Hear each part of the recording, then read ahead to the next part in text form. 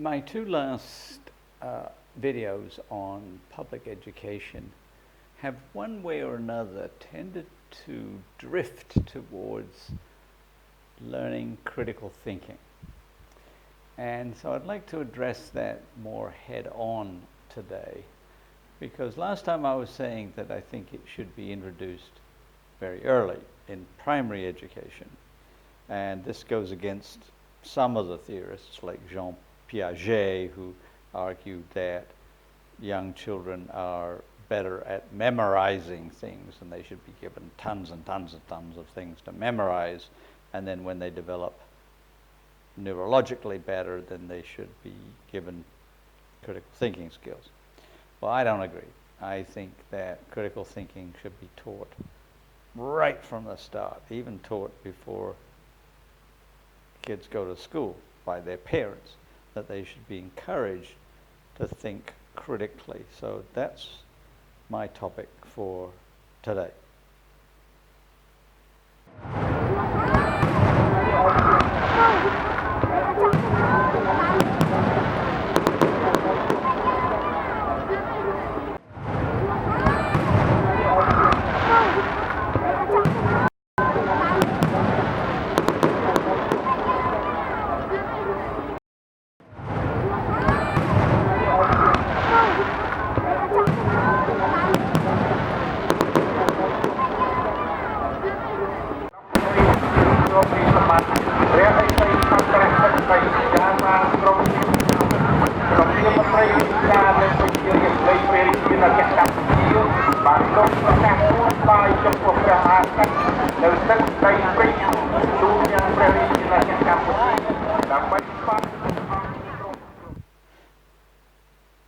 Now let's start with a couple of caveats.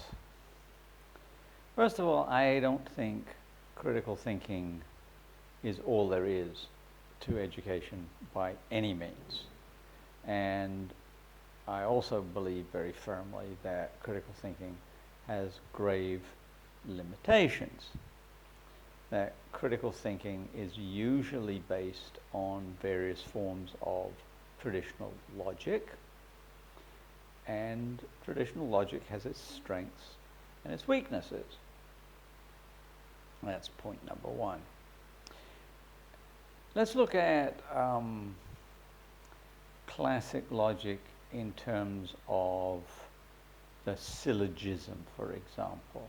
You start with one or more premises, and you feed data into those premises, and you arrive at a conclusion. Let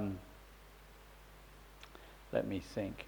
So we could start with an if-then statement, which in classic logic is usually given letters, like if P, then Q. So if it is Thursday, grilled salmon is the special at my favorite restaurant. Okay. If it is Thursday, grilled salmon is the special. That's a premise. So we could input two different facts into that. One of them is we could say it's Thursday. So the complete syllogism would be, if it's Thursday, grilled salmon is on the menu. It is Thursday, therefore salmon is on the menu. And we would call that a valid syllogism according to classic logic. There are a lot of ways that you could challenge that, and I'll talk about that in a minute, but let's look at something else. Let's say, if it's Thursday, grilled salmon is on the menu. Instead of saying it is Thursday, let's say grilled salmon is on the menu. What can you deduce from that statement? And commonly you'll say, oh, well, it's Thursday. Incorrect. That is not a correct assertion. Just because the major premise is that grilled salmon is on the menu on Thursday doesn't say it could be also on the special menu on Monday as well. Could be a Monday Thursday thing, or a Tuesday Thursday thing, or Thursday Sunday, or whatever. The premise does not say that Thursday and grilled salmon are equivalent. It can do if you say if and only if it is Thursday, grilled salmon is on the menu. Then you can make that assumption. But you can, if grilled salmon is not on the menu, you can make one concrete deduction from the original premise. What's that? Okay. It is that it is not Thursday, because it says if it is Thursday, grilled salmon is on the menu. Grilled salmon is not on the menu, therefore it is not Thursday. You can logically make that assumption. Now let's take another set of premises and see where we get.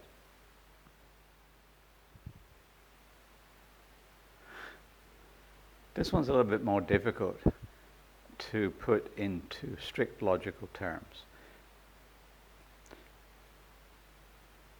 My first premise is that every propositional statement in the Bible is true. Then the second premise, the Bible states that God created the world in 6 days. Therefore, it is true that God created the world in 6 days. That is also a legitimate logical argument. It's a valid argument. But you look at it and you say, well, wait a minute, I don't believe that God created the earth in 6 days. How can that be a logical argument? Look again at the premises. The first premise is that every propositional statement in the Bible is true. Now, I can challenge that premise. And if I challenge that premise, then anything that follows from that premise, I am also challenging. Okay, so you have to find a way to either support or critique the premises of traditional logic. But logic itself is an important tool. And that's like point number one, that certain kinds of critical thinking require us to be able to think logically. And one of the tools that I've argued for a very long time in my teaching career is mathematics. That mathematics is a strictly logical system, working from premises to conclusions in a strictly logical way. And that one of the reasons we should learn mathematics, not just arithmetic, but Euclidean geometry, trigonometry, graphing, algebra, and so forth, is that they are very, very important tools in developing logical thinking. And so that when people say, well, why should I learn Pythagorean theorem? Why should I learn all of that's one of my answers, is that it's teaching you how to think critically. The problem that is endless is that mathematics teachers don't make that argument. They don't say you are learning this in order to be better at critical thinking. They say learn it because I say so, or learn it because I did, or learn it because I like it. All of those kinds of things. But that's just one kind of critical thinking. There are many, many, many others.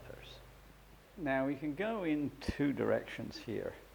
And the first one I want to pursue is the notion that every set of critical ideas, every kind of critical thinking, begins with a set of premises, and most of the time those premises are not stated. They're not even obvious sometimes. But for example, when you have a political argument, deep down somewhere, you have a premise about what is the best way to organize society. And as I've mentioned before, the right wing, or tendency towards the right wing, argues that individuals should compete with one another and everyone somehow gets better that way, that a competition of individuals produces merit. It makes people stronger. So individualism is the underlying premise of the right wing. The left wing argues that everybody should work together and that working together will produce the best society for everyone. They both think that the best society is a desirable goal, but one thinks individualism is the best way to attain it, and another thinks that cooperation is the best way to attain it. And those are what we generally call axioms. That is, they're not provable, they are our baseline beliefs. And we need to uncover those baseline beliefs when we are thinking critically in order to understand the basis of that argument, whatever it is being put forward.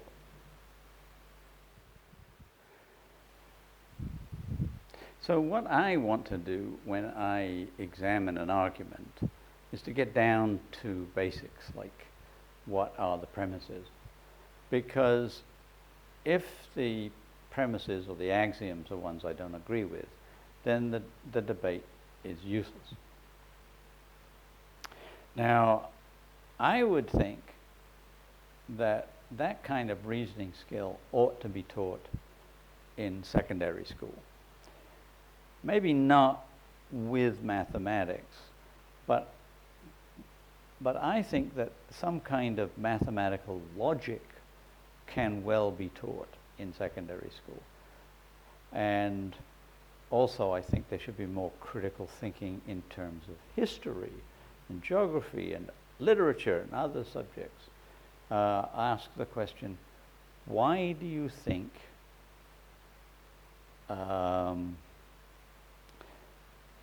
Charles I of England was a good king or a bad king? What makes a good king or a bad king? Was Charles II a good king?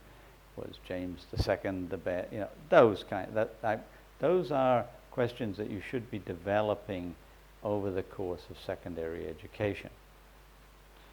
You can't really expect primary school students to have the knowledge and sophistication and thinking skills to be able to ask and answer those questions. But in primary school, you can still develop critical thinking. You do it by presenting puzzles. And I used to do this even in primary school. My absolutely favorite moment came when I was teaching in a primary class in Mandalay. I was teaching science. And I was talking about the solar system, talking about the sun and the various planets and how the sun gives off light and heat, and the moon reflects the light of the sun, And one student put up her hand, and it was a glorious moment. And she said, if the moon reflects the light of the sun, and the sun is yellow, why is the moon white? And I was just gobsmacked. That's such an amazing question. And of course, one of her premises is false. And another student in the class, this was even more amazing. Another student in the class challenged one of her premises. That is, she had a premise that the sun is yellow,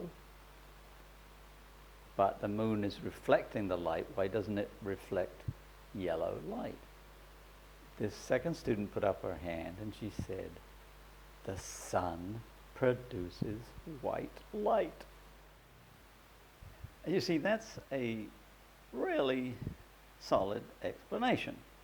The sun produces white light, and we know that because of other experiments that we have done. Going back to Newtonian physics and optics, we know that white light is made up of red, orange, yellow, green, blue, indigo, violet, the colors of the rainbow, the visible spectrum, and that's pretty standard physics. So why does the sun appear yellow in the sky?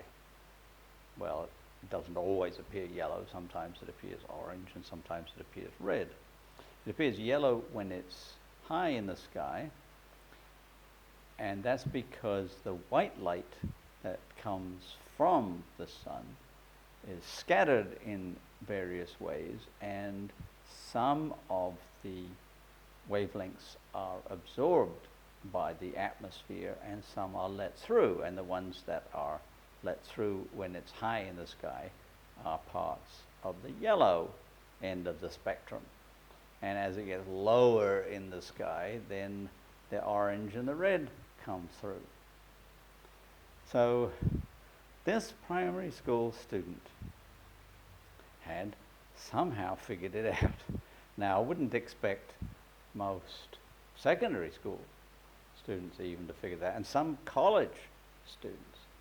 I used to ask the question routinely in college, why is the sky blue?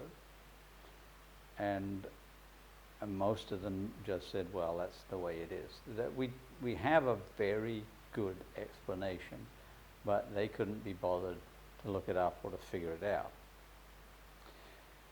Normally, I would not expect primary school students to have that sophistication in terms of their critical thinking. But I did used to do a lot of game playing with students of that age, including my own son, to get them to think more critically, more deductively, I guess. I used to teach a game called Mrs. Beetroot, and so I would ask the students to ask me questions about what Mrs. Beetroot likes. And just one word thing. Does she like rain? No. Does she like heat? No. Does she like cold? No. Does she like it cool? Yes. Does she like orange? No. Does she like yellow? Yes. Does she like red? No. Does she like maroon? Yes. And so on. Now, again, I could leave you to figure this out, but what you may finally figure out if you think about it, particularly if you write it down. I often used to write what she liked on one side and what she didn't like on the other side of the board, so people could see. They could see yellow, cool, maroon on one side. And eventually most of them would figure it out. I'd ask them not to tell, wait for other people to get it. And think about her name, Mrs. Beetroot. And she likes things that have double letters in them. And doesn't like things that don't have double letters in them. So I would use games like that with my students just to get them to think more broadly than their standard curriculum was asking them to think. But generally speaking, there are two problems that are perhaps insurmountable. That is, if you ask me, how do you teach critical thinking in general, I really don't know. I can teach by example. I taught critical thinking at a college here in Phnom Penh earlier this year, not very successfully. But I did it by showing them how I thought about certain problems. So that's one avenue, is to teach by example. But the deeper problem here, and a problem that I'm going to come back to in future videos, is that so far I've just been dealing with logic, logical reasoning as a basis for critical thinking. Well, logic doesn't work everywhere. It certainly doesn't work when it comes to things like assessing the value of a novel or a poem. Like, imagine the poetry of E.E. Cummings, who was a very great favorite of mine. There is no way to use logic to assess the value of E.E. Cummings or of James Joyce or what have you. And you can use logic in historical questions, let's say. You can use traditional logic to decide whether Charles I was a good king or not. You can't use critical thinking in areas that involve emotions. And it's not because we can't be rational with our emotions, but because standard traditional logic doesn't work with things like love, beauty, pain. And I'll explore that more next time. So for now, think critically, and in your critical thinking, think whether you want to introduce my videos to new friends, to like and subscribe. And I'm not sure on Tuesday whether it will be more critical thinking or more cooking. I'm not sure yet. It's a long way away. But I will see you next time.